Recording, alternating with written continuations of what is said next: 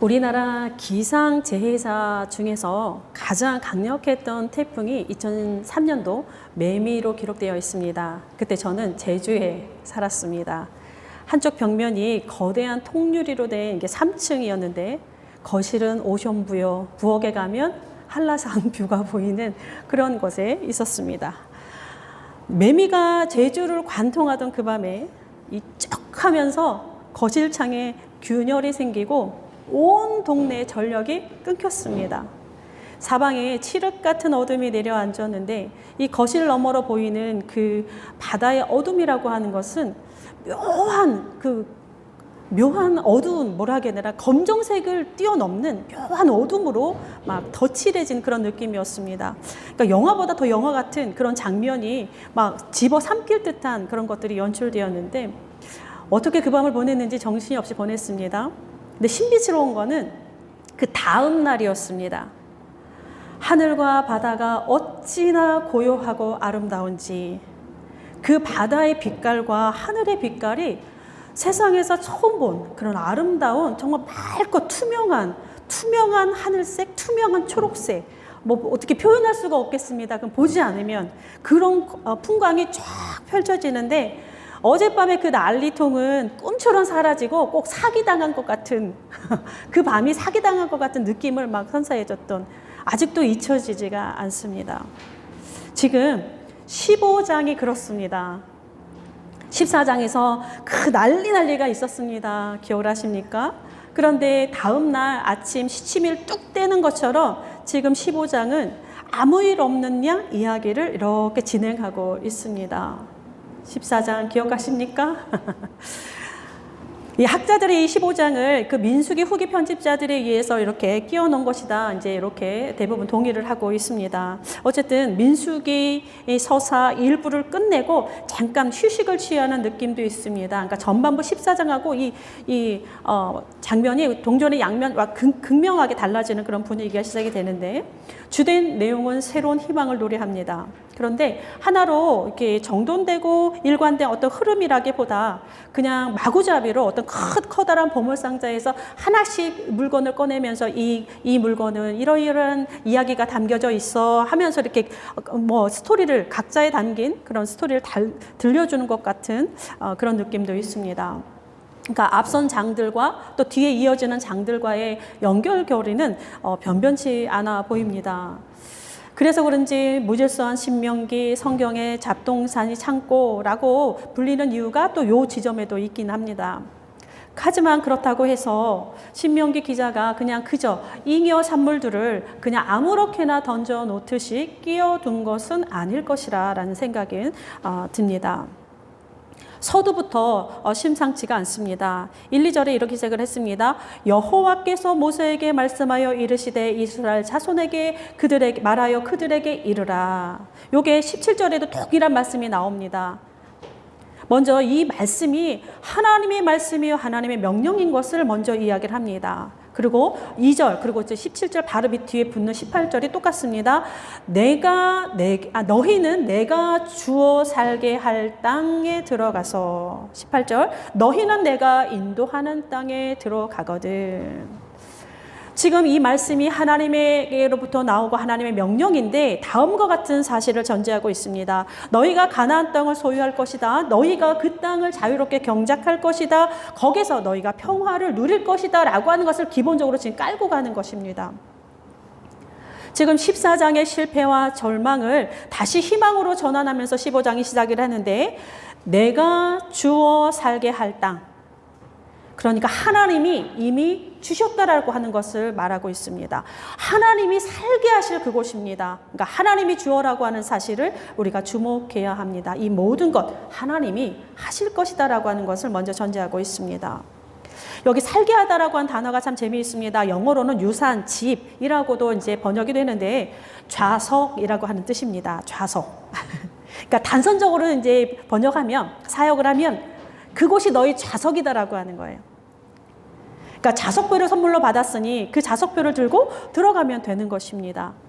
이미 다른 이가 선점하고 있다 할지라도 상관없습니다. 그가 선점하고 있는 그가 나보다 힘이 세다 해도 상관없습니다. 그가 나보다 권력을 많이 가진다 해도 소용없습니다. 그가 나보다 더 훌륭한 것을 가지고 있다 해도 상관없습니다. 좌석의 임자는 누구 겁니까? 좌석표를 가지고 있는 사람입니다. 내가 가면 일어나서 그 자리를 내주어야 한다라는 뜻을 담고 있습니다. 비록 이스라엘 스스로의 불신으로 인해서 약속의 땅으로의 진입은 40년 뒤로 미뤄졌습니다. 그러나 분명한 것은 시간적으로 미뤄졌을 뿐이지 취소되거나 약속의 파기가 아니라고 하는 것을 다시 새롭게 출발하고 있습니다. 또한 이 약속을 성취하는 것의 주체는 이스라엘이 아니라, 이스라엘의 능력이 아니라 이들과 함께 하시는 하나님, 이스라엘의 능력과 공로가 아니라 그 하나님의 무조건적인 은혜인 것을 다시 한번 상기시켜주는 장이 15장이 되겠습니다. 그러니까 새로운 시작을 다시 열어줍니다. 실패한 그 자리에서 다시 이렇게 세워서 새로운 순종을 기대하는 장이 15장인데, 지금 민수기 기자가 기대하는 순종은 다음과 같은 세 가지로 축약이 됩니다. 예배와 쉼과 일상입니다. 지금 15장이 그렇게 짜여져 있습니다. 예배, 쉼, 일상.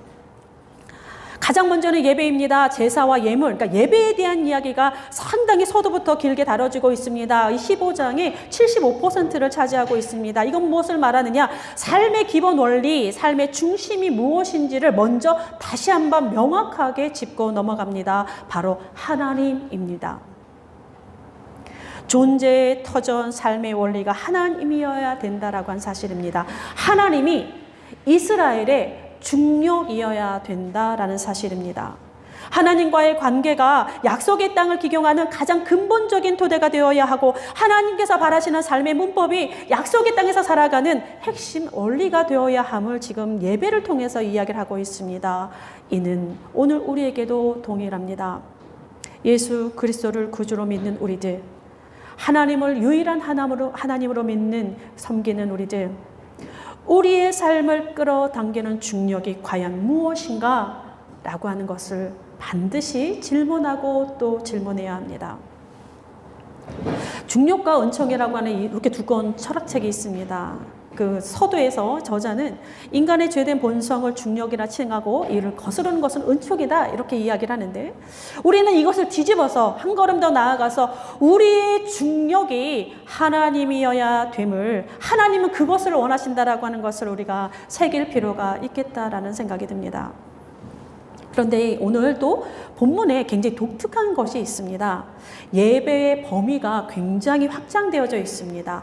어떤 말들이 많이 나오냐면, 너희 중에 거류하는 타국인, 이런 표현이 여러 번 등장을 합니다.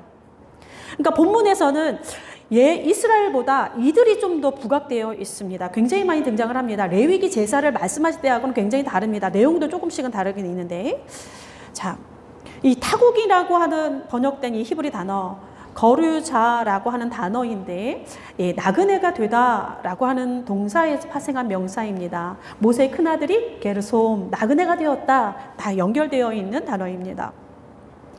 본국의 시민권을 누리지 못하는 사람들, 본국의 시민들의 환대에 의존할 수밖에 없는 그런 사람들을 가리키고 있습니다. 이들에 대한 규정이 새롭게 이들이 들어가서 살아야 되는 그 땅의 규정으로 명하고 있다는 사실, 우리가 기억해야 할 점이고 새로운 그런 점입니다.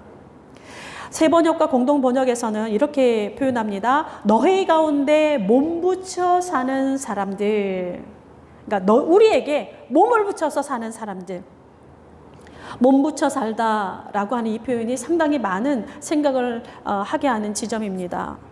이스라엘에게 기대어 살 수밖에 없는 사람들, 이스라엘의 환대가 필요한 그 사람들, 사회의 구조상 가장 밑바닥에 있는 사람들을 지금 우리가 이스라엘이 들어가서 살아야 하는 그 땅에서 그 예배를 말씀하시는 데 있어서 가장 먼저 중요하게 다루고 있다는 사실입니다. 나라는커녕 초라한 몸붙일 동족 하나 없는 이들, 지금 공동체의 일원으로 존중하고 환대하는 그런 메시지를 담고 있습니다.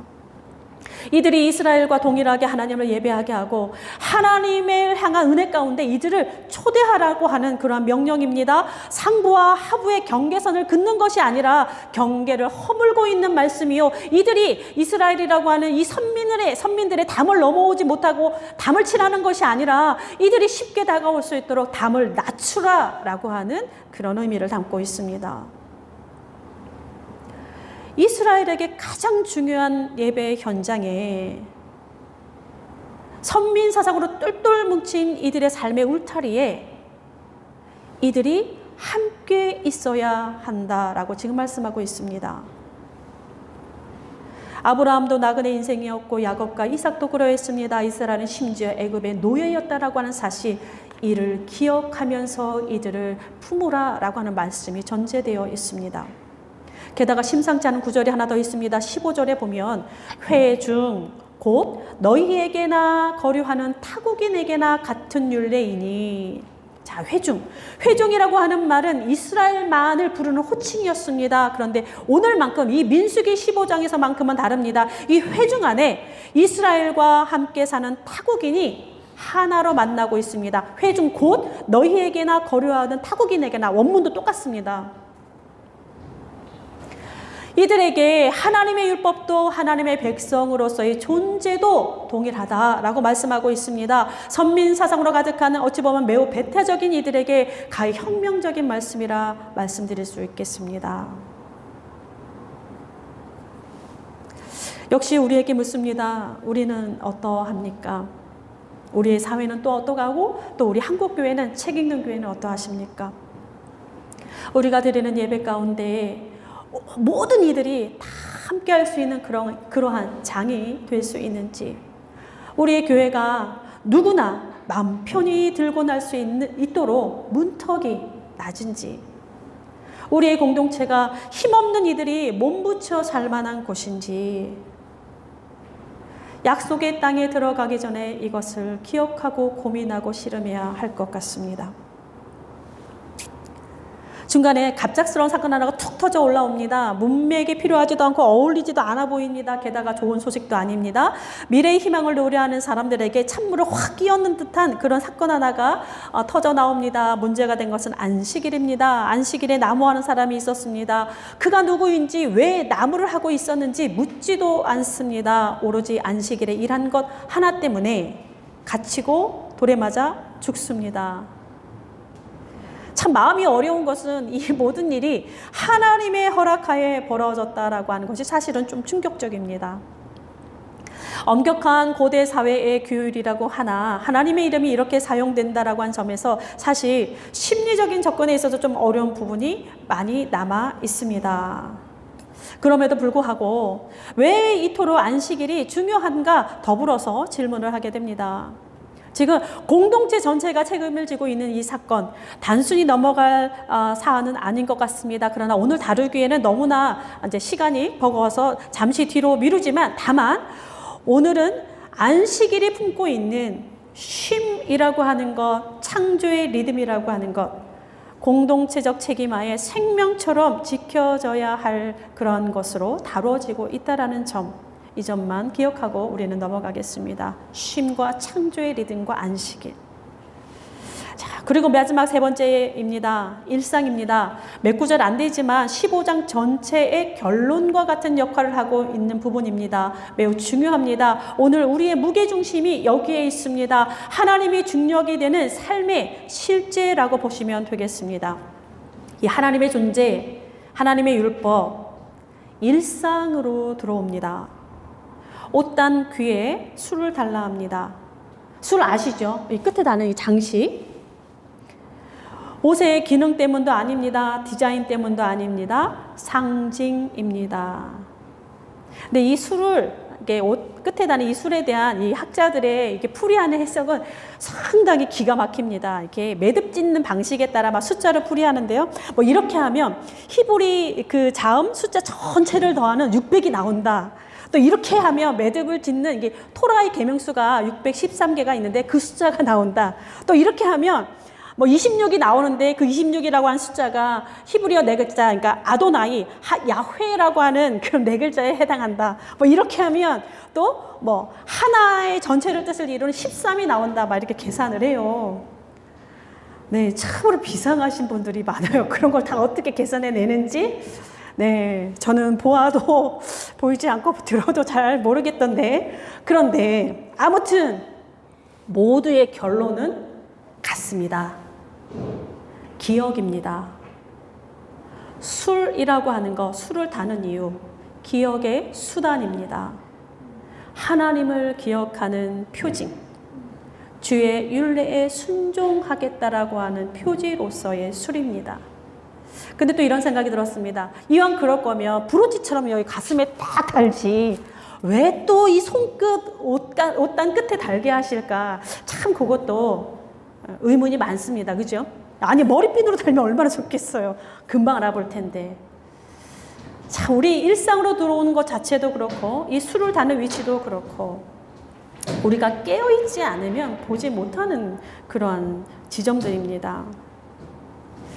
어쨌든 하나님을 기억하는 일, 주의 말씀에 순종하는 가장 중요한 지점, 일상인데 우리가 간과하기 쉬운 그런 지점을 지나고 있습니다. 술이 달고 있는 위치도 그렇습니다.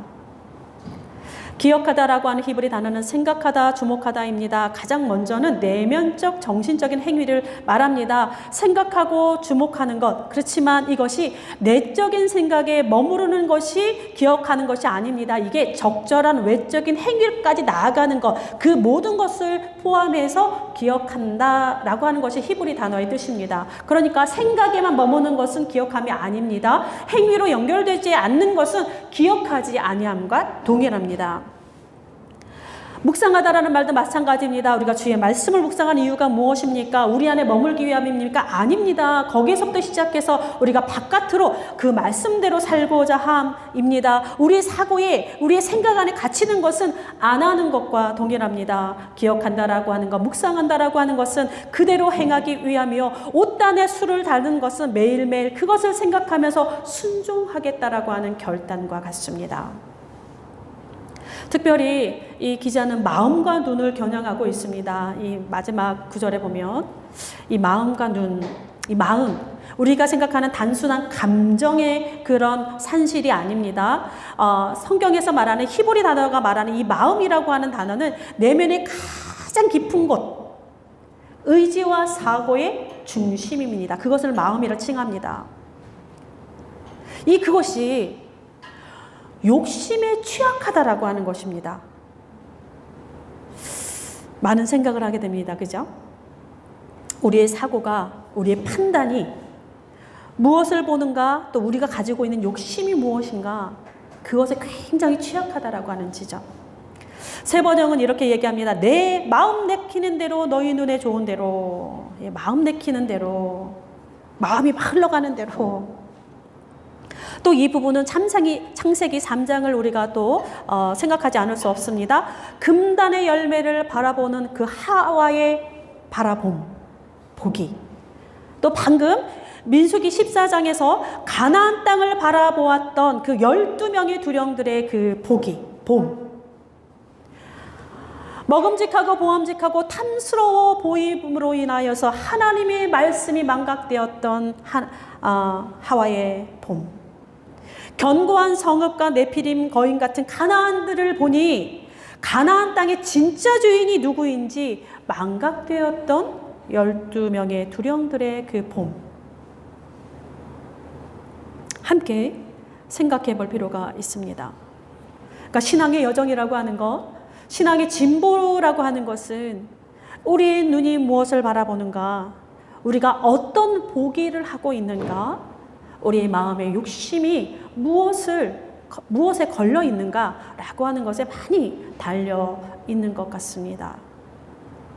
그래서 그런지 기억하게 하는 술을 옷에 달고 매일매일 보라라고 하시는 것 같기도 합니다.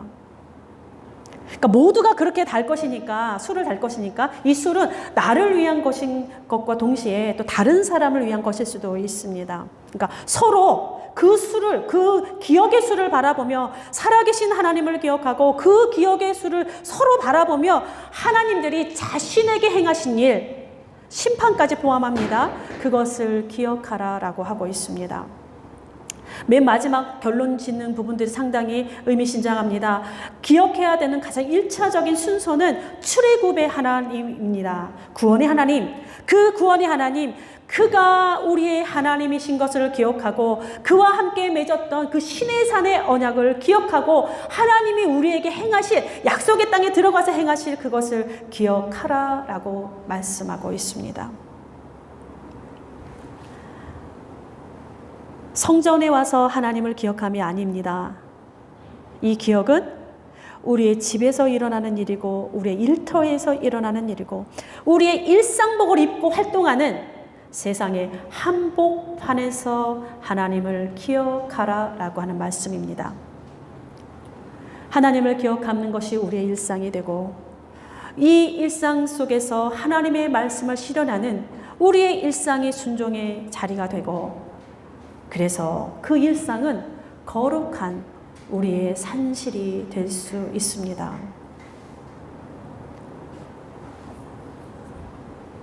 기억의 술, 일상을 지키는 힘이 될 것이요 약속의 땅을 하나님의 문법으로 살아내는 표지가 될 것입니다. 또한 하나님이 중력이 되는 그런 삶의 현장으로 만들어갈 것입니다. 책있는 교회가, 그리고 여기 계신 우리 책있는 교회 가족들이 세상의 기억의 술이 되어졌으면 좋겠습니다. 하나님이 이 세상의 존재함을 하나님이 살아계시는 그런 기억의 술로서 움직이는 그런 거룩한 새해가 될 수 있기를 바랍니다. 기도하겠습니다. 저물어가는 한 해를 바라보며 주께서 우리와 함께 하신 지난 시간들을 기억합니다. 우리의 기쁨, 우리의 혼란, 우리의 사랑, 우리의 미움, 우리의 실패, 우리의 성공들, 이 모든 것을 품에 안고 동행하셨기에 오늘 우리가 여기 있습니다. 주님 감사드립니다. 작은 걸음 하나 더 주를 향하며 새로운 한 해를 기다립니다. 무엇보다 우리의 일상이 주를 기억하게 하시고 우리의 하루가 말씀을 향한 순종의 걸음이 되는 그런 새해가 될 수 있도록 도와주옵소서. 날마다 우리의 일상을 깨우는 기억의 술이 우리의 눈앞에 떠나지 않게 하여 주시고 책읽는 교회 성도들이 하나님의 중력으로 살아가는 기억의 술로 이 세상 가운데 존재할 수 있도록 도와주옵소서. 지나간 것은 주의 손에 놓게 하시고 앞으로 맞이해야 할 것은 주와 함께 붙들게 하옵소서. 무엇보다 우리가 바라보아야 할 유일한 표대가 되신 기억의 술이 되신 예수님을 기억하는 그런 한 해가 되게 하옵소서. 예수 그리스도의 이름으로 기도드립니다. 아멘.